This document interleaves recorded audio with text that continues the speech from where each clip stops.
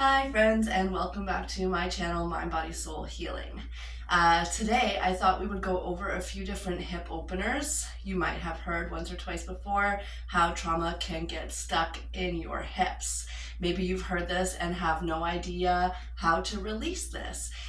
So a couple of different poses, variations, and options, modifications through to maybe help you find a little relief, at least from some tension you might be feeling in the body. So, pose number one that a lot of people find quite accessible is your figure four pose. So, down on the back, your feet are planted about hip distance apart. You're going to lift one leg and cross the opposite ankle over the thigh. You want your foot flexed here, meaning that you're pulling your toes in towards your shin. You can stay here, maybe using the same hand to leg that's crossed over to press gently against the inner thigh and guide that leg a little bit further away from your body. This is something that you can hug in towards you as well if you prefer. You're going to reach between that little window you created and clasp either around your shin or behind your thigh and pull gently this shape towards you. You're going to use your elbow of that same hand to guide the leg a little bit away. Now you can hold in stillness, or you can take a little rocking motion from side to side. You can even circle this shape out one way, and then of course switching both directions. If your foot is planted on the ground, you can take that rocking motion side to side here. You can even go as deep as letting your foot tap down on one side and your knee tap down on the other side. You'll also get a bit of a spinal twist in if you're taking that level of depth for your drop down. Of course, you want to do both sides of the body, so right and left.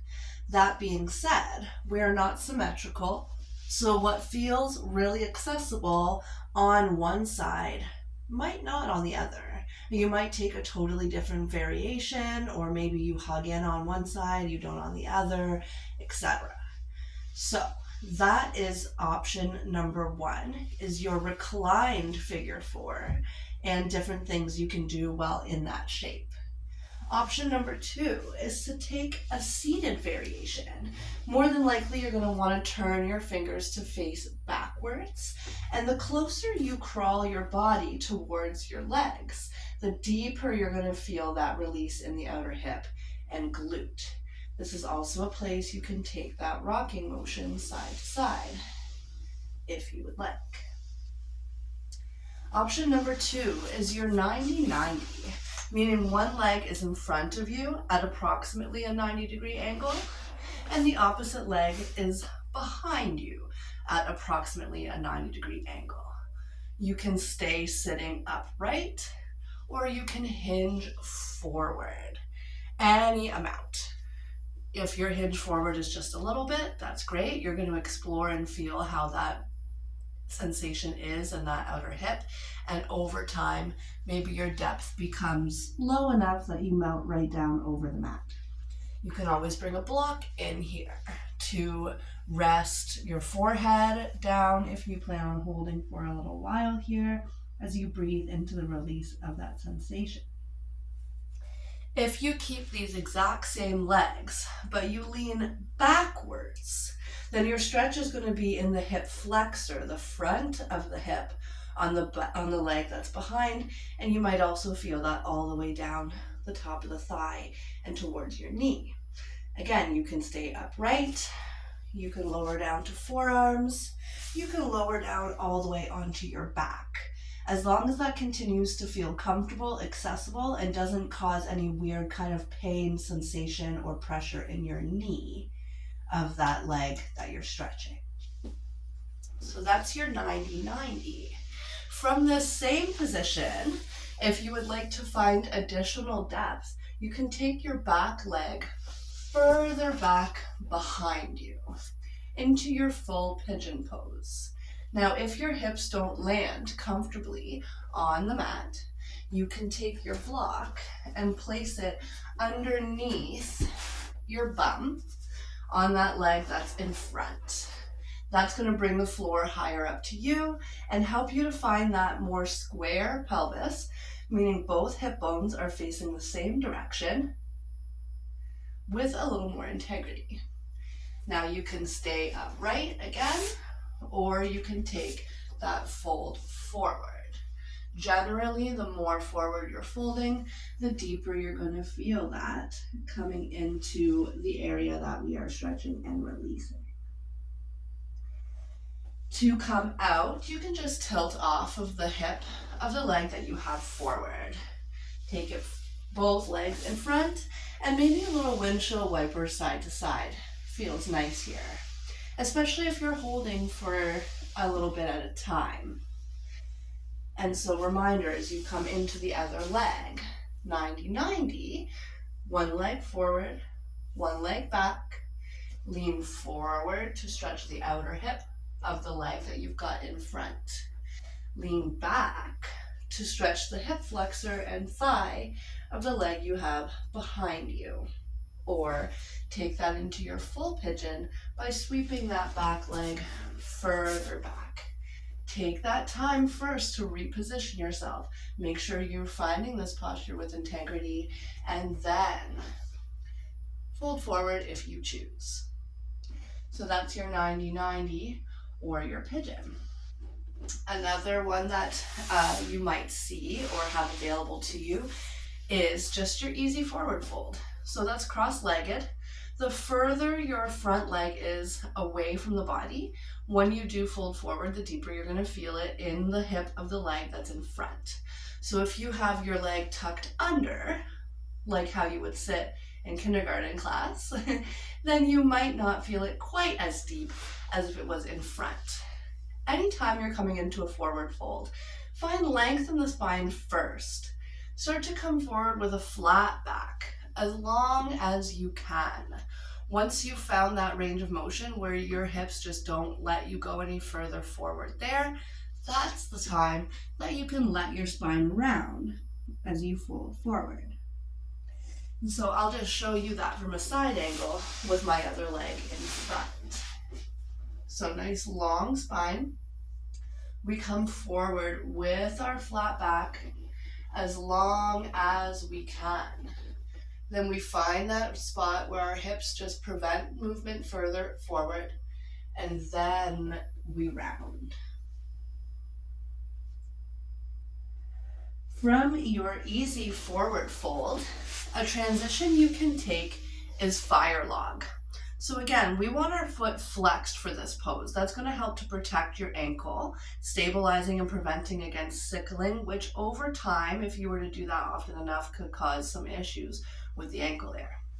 So maybe you have your bottom leg a little more in. So versus out, just a little bit more in.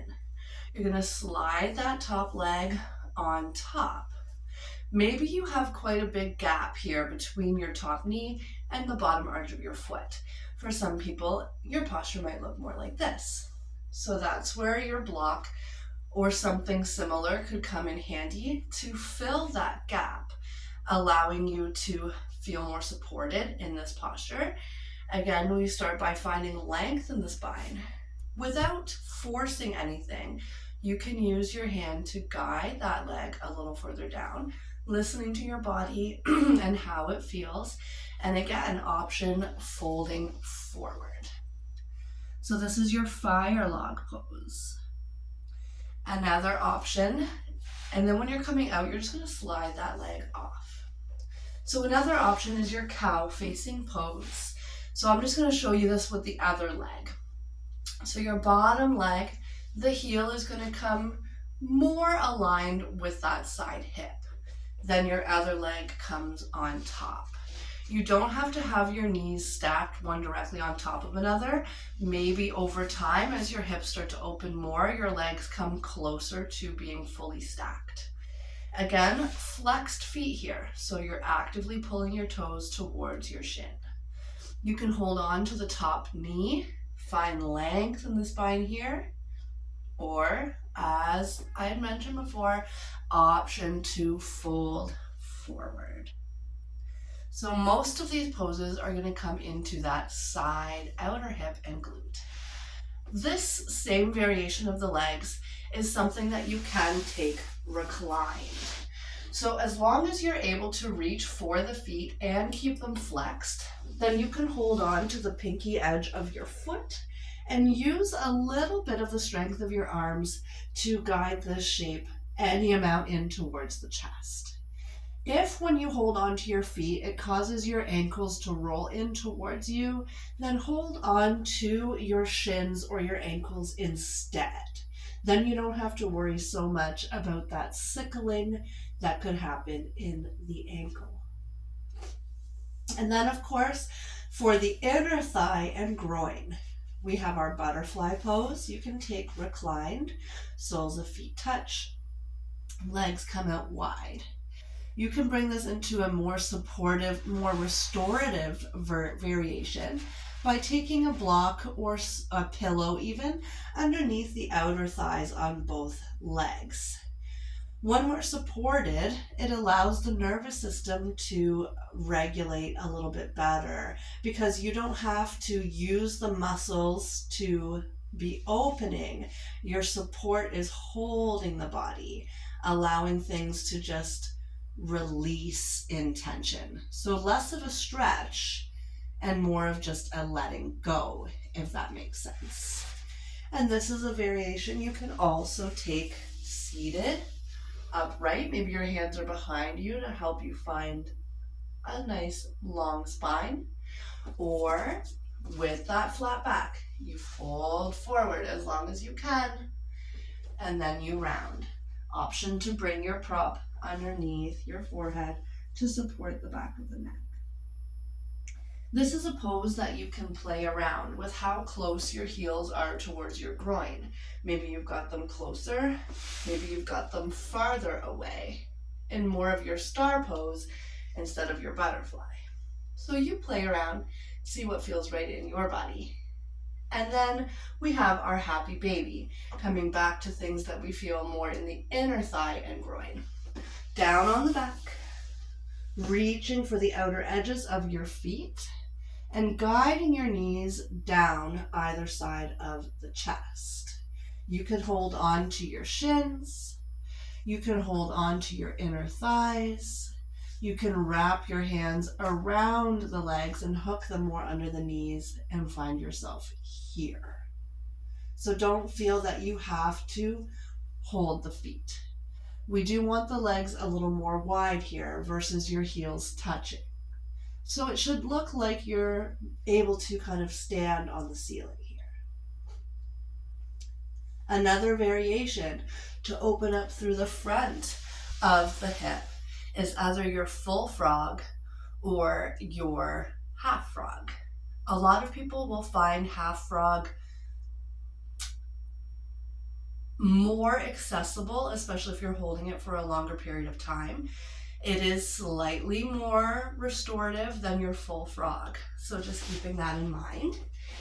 You can do these without props if it's something that you plan on holding for a while. If you have a Pilates ball, one of these small inflatable balls, then you might find that beneficial for you with your block. So for your full frog, you're going to come to straddle the mat. Your legs are about mat distance apart, maybe a little wider. Your toes are pointing outward. The inner arch of your foot is facing down. You can take your Pilates ball, if you have it, underneath the chest, and then resting on your on your forearms, maybe that block comes underneath the forehead, and you're resting here as you breathe into that deep sensation and release of the inner thighs and groin. If you are holding for a prolonged period of time, I would recommend when you come out that you bring yourself forward and down onto the belly, and then you can slowly bring your legs together. versus having your legs wide and then using the strength of your legs to bring them back towards each other. If you're only there for a couple of breaths, that would be safe to do so. But if you're holding for quite a long time, probably a better idea to bring yourself forward first. So for your half frog variation, you would begin down on the belly, rooting your pubic bone down.